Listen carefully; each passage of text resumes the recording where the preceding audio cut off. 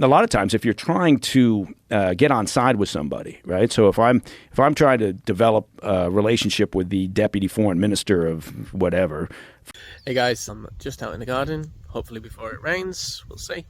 But I wanted to check to see how many other people saw the fairly recent interview with Mike Baker on the JRE. I think it came out a few weeks ago now. But for those people who don't know, Mike is a former CIA operative and he's huge in the intelligence community and security industry. So in it, Mike is discussing certain tips and tricks of the trades that he used and that he was taught to essentially gain confidence and influence the people around them. And one of the things that he's talking about takes advantage of a psychological phenomena known as isopraxic behavior or isopraxia. Other people call it limbic synchrony. You'll have heard it as mirroring, essentially. So this is a leftover from our evolutionary days of kind of wandering around the savannas and everything like that, fairly isolated. From an evolutionary perspective, it's far more beneficial to us as a species to band together, you know? So we can share resources, greater protection, all of the above. So essentially there is a bias within us that forces us to feel at ease, feel more comfortable, be more attracted to people who act like we act.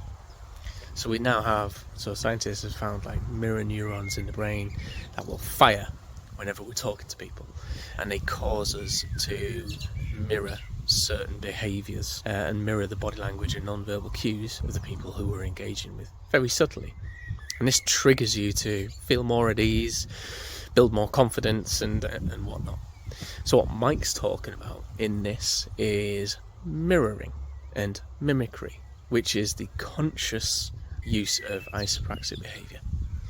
So by subtly, and I do mean subtly, mirroring the body language of the people around you and the people who you're engaging with, you'll tend to cause them to feel more at ease.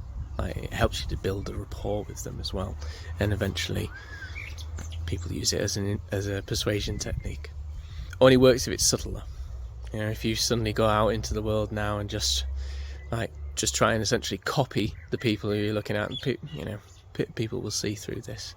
But if they lean to the left and you lean to the left, if they scratch their eye, you might scratch the no. Check it out if you're interested in wanting to learn out more and improve your communication skills and improve your ability to pick up on these certain signals.